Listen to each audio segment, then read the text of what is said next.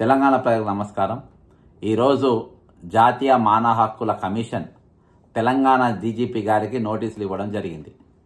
దీనికి గల ప్రధాన కారణం ఏంటంటే చిత్రగుప్తు ఛానల్ సీఈఓ గిరీష్ దారముని గారి స్టూడియో పైన గత నెల దాదాపు 3 సార్లు మరి ఆయన కార్యాలయం పైన దాడులు చేయడం, ఫర్నిచర్ని పగలగొట్టడం, అక్కడ ఉన్న కొన్ని కంప్యూటర్స్ కానీ హార్డ్ డిస్క్స్ కానీ తీసుకుపోవడం, దాదాపు లక్షల రూపాయల ప్రాపర్టీ అక్కడికి వెళ్ళడం జరిగింది.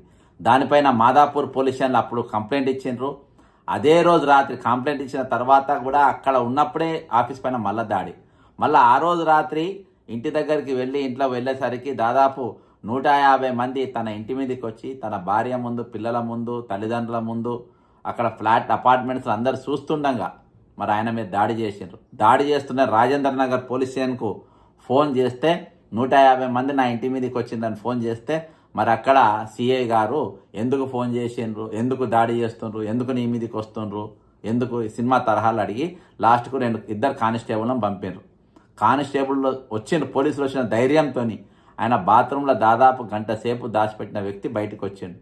ఆయన పైన ఇష్టం వచ్చినట్టు కొట్టి ఆయన బట్టలు చింపి మెడల చెప్పుల దండేసి సంపడం తప్ప అన్నీ చేసిండ్రు. అక్కడికి వెళ్ళి పోలీసులు పోలీస్ వ్యాన్లో ఎక్కించిన తన్ని ఎగిరెగిరి దునికి తన్ని మరి పెట్టిండ్రు. దాని మీద కేసు పెట్టినా కానీ ఏదో చిన్న చిన్న కేసులు పెట్టి వదిలేసిండ్రు.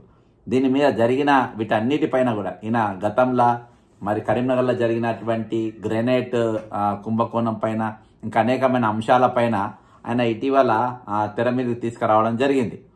అయితే ఆ రోజు జరిగిన దాడిపైన సరి అయిన పోలీస్ దర్యాప్తు లేదు, కేసులు లేవు, ఏం లేవు.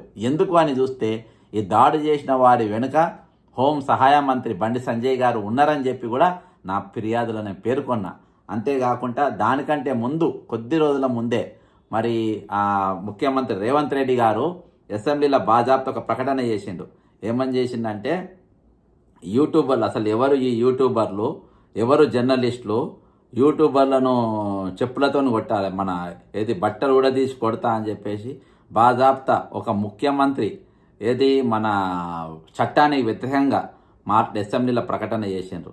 మరి ఆ ప్రకటన చేసిన కొద్ది రోజుల్లోనే ఒక 2-3 రోజుల్లోనే ఈ దాడి చేయడం అంటే హోంమంత్రి బాధ్యతలు దగ్గర పెట్టుకున్నటువంటి రేవంత్ రెడ్డి గారు మరి ఆయన మాట్లాడిన కొద్ది నిమిషాల్లోనే మరి ఇటువంటి దాడి జరగడం అనేది అనేకమైన అనుమానాలకు ఈరోజు దారి చేసే పరిస్థితికి నెలకొన్నది. కాబట్టి ఆ పాయింట్ నేను ముందుగా పెట్టుకుంటే ఇది దాడి దృశ్యాలు.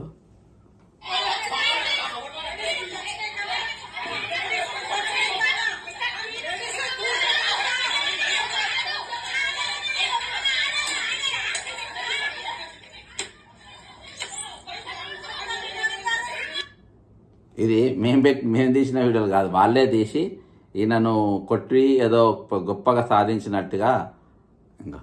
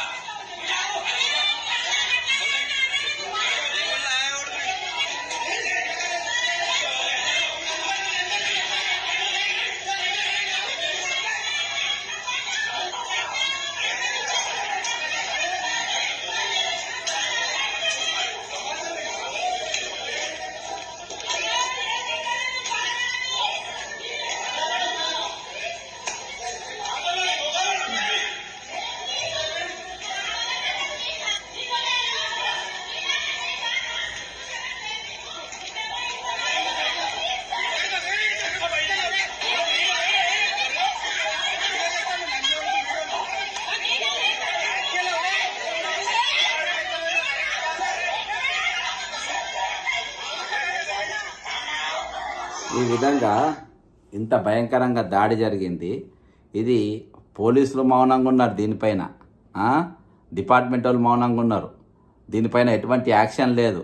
బాధాప్తా తెలంగాణ హోంమంత్రి బాధ్యతలు పెట్టుకున్న వ్యక్తి ఇటువంటి దాడులు చేస్తారు, చెప్పులతో కొడతారు, మెడకు ఇవన్నీ వేయాలి అని చెప్పిన ముఖ్యమంత్రి చెప్పిన కొద్ది రోజుల్లోనే ఇంత భయంకరమైన దాడి జరిగింది. దీనిపైన మరి దాదాపు నేను 3 వారాలైంది కేసు పెట్టి దీనిపైన పూర్తిగా విచారణ చేసి మరి జాతీయ మానవ హక్కుల కమిషన్ 4 రోజులల్లా మరి దీనిపైన సంజాయిషి ఇవ్వాలని చెప్పేసి తెలంగాణ డీజీపీ గారికి ఈరోజు మరి వాళ్ళు నోటీసులు ఇవ్వడం జరిగింది. The complaint has brought in to the Director General of Police, Telangana State Police Headquarters, Lakdikapul, opposite Ravindra Bharati, Red Hills. The complainant has brought to the notice of the commission an incident where there have been census of well-planned and coordinated violent attacks carried out against Girish Daramani, son of Lakshminarayana Daramani, aged 44 years, on his family members, his employees on the office premises. As a digital media presenter anchor, he has fearlessly exposed corruption and illegal activities all over Telangana, including Karimnagar, through several digital social media platforms, including YouTube, the Chitragupt, Instagram, etc. He covered issues concerning temple lands, encroachments, scandals of granite, sand, land and civil supplies mafia, and the investigative work has gained significant traction support from the public. కాబట్టి ఇది proceedings ఈరోజు DGP గారికి ఇచ్చారు. మరి 4 వారాలల్లా మరి DGP కార్యాలయం దీని మీద నిష్పక్షపాతంగా రిపోర్ట్ పంపాలని చెప్పి కోరుకుంటున్నా. అంతేకాకుండా ఈ బాధ్యతలపైన అలసత్వం వహించినటువంటి రాజేంద్రనగర్ పోలీసులపైన యాక్షన్ తీసుకోవాలి. అంతేకాకుండా మరి రాజ్యాంగబద్ధంగా ప్రమాణ స్వీకారం చేసినటువంటి హోం సహాయ మంత్రి మరి ఆయన చట్ట పరిధికి దాటి ఈరోజు ఆటవిక చట్టం అనేది తీసుకొని వచ్చిన అది పాటించినటువంటి మంత్రి తన పదవికి కూడా రాజీనామా చేయాల్సిన అవసరం ఉంది. ఎందుకంటే ఈరోజు చట్టం పైన ఒక హోం సహాయ మంత్రికే గౌరవం లేనప్పుడు చట్టాన్ని ఒక అనగదొక్కి చట్టంలో ఉన్నటువంటి సెక్షన్ను మొత్తం అనగదొక్కి ఈరోజు ఒక మాబ్ను ఇంటి మీద పంపినటువంటి వ్యక్తి, ఈరోజు చట్టాన్ని గౌరవించిన వ్యక్తి మరి ఒక చట్ట సంరక్షణ కోసం ఒక హోం సహాయ మంత్రి పరిధిలో ఏ విధంగా ఉండగలుగుతారు, ఆ కుర్చీలో ఏ విధంగా కొనసాగలుగుతారు అనేది కూడా ఒక ప్రశ్న. ఈరోజు ఆయన వెంటనే రాజీనామా చేయాలని చెప్పేసి నేను డిమాండ్ చేస్తున్నా.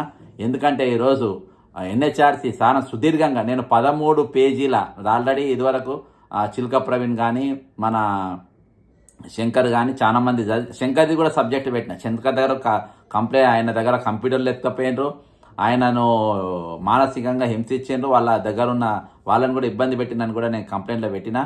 కాబట్టి దాదాపు 13 పేజీల కంప్లైంట్ నేను ఎన్హెచ్ఆర్సీకి ఇవ్వడం జరిగింది. దీని మీద సుదీర్ఘంగా వాళ్ళు ఎంక్వైరీ చేసి మరి ఈరోజు డీజీపీ గారికి 4 వారాల గడువు ఇచ్చిండ్రు. 4 వారాల లోపు మీరు దీనిపైన పూర్తి యాక్షన్ టేకెన్ రిపోర్ట్ అనేది ఎన్హెచ్ఆర్సీకి ఖచ్చితంగా మీరు సమర్పించాలని అన్నారు. ఈరోజు పోలీసులు స్పందించకుండా ఈరోజు బీజేపీలో ఉన్నటువంటి 8 మంది ఎమ్మెల్యేలు, 8 మంది ఎంపీలు, 2 ఎమ్మెల్సీలు ఇక దేశాన్ని ధర్మాన్ని కాపాడతామనే పుడింగు పిస్తాలు ఇంతమంది ఉన్నా కానీ ఈరోజు బహిరంగంగా అంత కుటుంబ సభ్యుల మధ్య తల్లిదండ్రుల సమస్య కళ్ళ ముందు, పిల్లల ముందు వాళ్ళ మీద దాడి చేస్తుంటే అందరూ మౌనంగా సిపాయిలు, దేశాన్ని కాపాడే సిపాయిలు, రాష్ట్రాన్ని కాపాడే సిపాయిలు. ఇప్పటిదాకా మహిళా మనుల గురించి మనం మాట్లాడుతున్నారు, ఆడోళ్ళని దూషిస్తారా? అరే అమ్మలారా, తల్లులారా, మీరు గట్కేసర్ దగ్గర విబిఐటి కాలేజ్లా ఇప్పటికి వారం 10 రోజులు అయింది, ఫోటోలు అక్కడ నగ్న చిత్రాలు ప్రదర్శిస్తారు. మీరు ఏం చేస్తారు? మీరు అక్కడికి పోవాల్సిన అవసరం ఉంది. అక్కడ యాజమాన్యాన్ని పట్టుకోవాలి, మీరు వాళ్ళ మెడల మీద చెప్పులు వేయాలి. అక్కడ జరిగింది సాక్ష్యం ఉన్నవి దొరికి, ఇక్కడ సాక్ష్యాలు లేకుండా మీరే ఒక కథ తయారు చేసి మీరు హోంమంత్రి సహాయ మంత్రి ఇచ్చిన స్క్రిప్ట్ను ఇక్కడ అమలు చేసినారు. అక్కడ బాజాప్తా జరుగుతుంటే మీరు నోరెందుకు తెరుస్తలేరు? బీజేపీలో ఉన్న మహిళా నాయకురాలు ఈరోజు మీరు ఎందుకు మాట్లాడతలేరు? బీజేపీలో ఉన్న మహిళా నాయకురాలు మీరు అక్కడికి ఎందుకు పోతలేరు? ఈరోజు బీబీఐటీ కాలేజ్ కాడికి మీరు ఎందుకు పోతలేరు? ఎందుకు మీరు నిరసన తెలుపుతలేరు? ఈరోజు ఇక్కడ బాలికలకు అన్యాయం జరుగుతూ ఉంది, వాళ్ళ పైన లైంగిక వేధింపులు జరుగుతూ ఉన్నాయి అని చెప్పేసి అక్కడ మీరు ధర్నాలు ఎందుకు చేస్తలేరు? అక్కడ మీరు దాదాపు ఇదే 150 మంది అక్కడ కూడా ఎందుకు పోతలేరు? అక్కడ ఎందుకు దాడులు పాల్పడతలేరు? అక్కడ మీ ఆటవిక చట్టానికి అక్కడ ఎందుకు పని చెప్తలేరు? కాబట్టి ఎందుకంటే ఇదంతా ఒక ప్లాన్ ప్రకారం జరిగింది, ఇదొక సెక్షన్ ప్రకారం జరిగింది.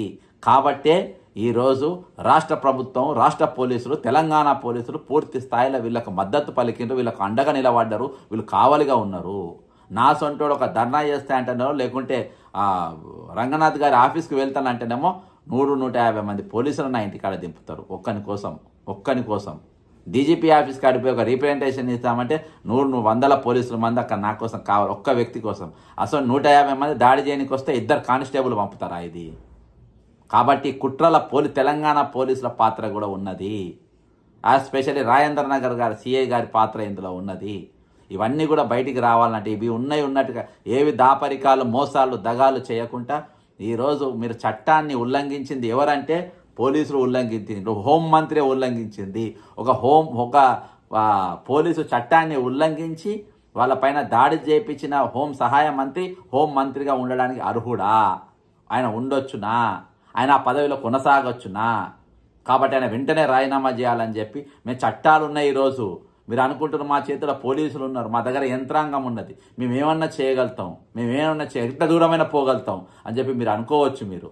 కానీ ఈరోజు చట్టం అనేది ఒకటి ఉన్నది. అక్కడ ఆ చట్టంలో చాలా ఇన్స్టిట్యూషన్స్ ఉంటాయి, ఆ రాజ్యాంగం కల్పించిన ఇన్స్టిట్యూషన్స్ చాలా ఉంటాయి. అందులో మానవ హక్కుల కమిషన్ ఒకటి.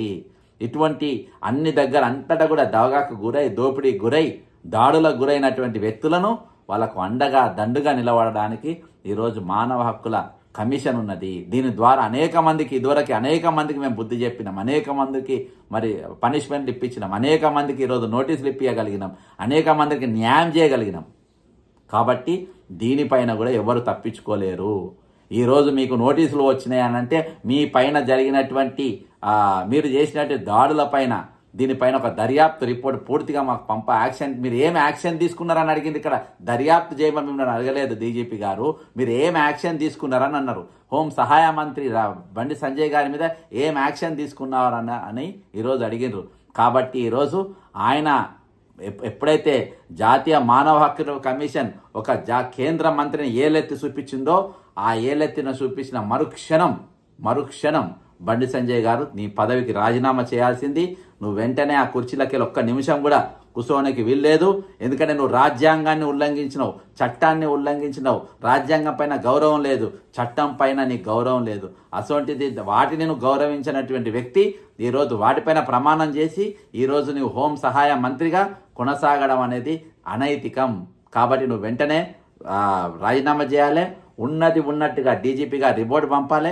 ఎందుకంటే ఆల్రెడీ వాళ్ళ దగ్గర రిపోర్టు, సాక్ష్యాలు, వీడియో క్లిప్పింగ్స్ అన్నీ కూడా నేను సమర్పించిన, ప్రతిదీ సాక్ష్యంతో సహా నేను వినిపించిన, వాళ్ళతో నేను ఫోన్లలో కూడా నా ఫిర్యాదుని నేను పూర్తిగా చెప్పగలిగిన. కాబట్టి ఇందులో మీరు ఈరోజు డిజిటల్ మీడియా ఢిల్లీకి పోకుండా ఆపే ప్రయత్నాలు చేయడం, మేము అక్కడికి పోయి నిరసన తెలిపే ప్రయత్నాలు చేస్తున్న సందర్భంలో కొన్ని ఆటంకాలు మా అసోసియేషన్ కల్పించడం. ఈరోజు తెలంగాణ మీడియా అసోసియేషన్ ఫామ్ అయిందంటే ఈ దాడి తర్వాతనే అయింది. ఎందుకంటే ఇంకొక దాడిగా జరగకుండా దీన్ని మేము చాలా తీవ్రంగా తీసుకుంటున్నాం. మా దాంట్లో ఒక 2-3 కోవట్లను తయారు చేసి ఈ అసోసియేషన్ అనేది ముందు అడుగులు వేయకుండా, ముందుకు పోకుండా ఈరోజు మీ ప్రయత్నాలు చేసినప్పటికీ ఇప్పటికి దాదాపు 40 ఛానళ్ళ వరకు ఆల్రెడీ అసోసియేషన్లు వచ్చినాయి. మేము అందరం కలిసి మరి ఈ న్యాయం వీళ్ళ గిరీష్ కానీ, శంకర్ కానీ, ఇంకా ఎవరెవరిపైన న్యాయపరంగా కొట్టాడేటోళ్ళపైన ఎవరైనా దాడులు జరుగుతున్నాయో, అన్యాయంగా వాళ్ళ డిజిటల్ సామాగ్రిని గుంజుకపోతున్నారో వాళ్ళకు మేము అండగా నిలబడతాం, దండుగా నిలబడతాం, వాళ్ళ తోడుగా ఉంటాం, వాళ్ళు మేము కాపాడుకుంటాం. నిజంగా సొసైటీలో జరుగుతున్నటువంటి అరాచకాల పైన ఈరోజు డిజిటల్ మాధ్యమం ట్రాన్స్పరెంట్గా, పారదర్శకంగా జనం మధ్యలకు, ప్రజల ముందుకు తీసుకురాగలుగుతుంది. కాబట్టి మేము ఖచ్చితంగా వీటితో ఉంటాం.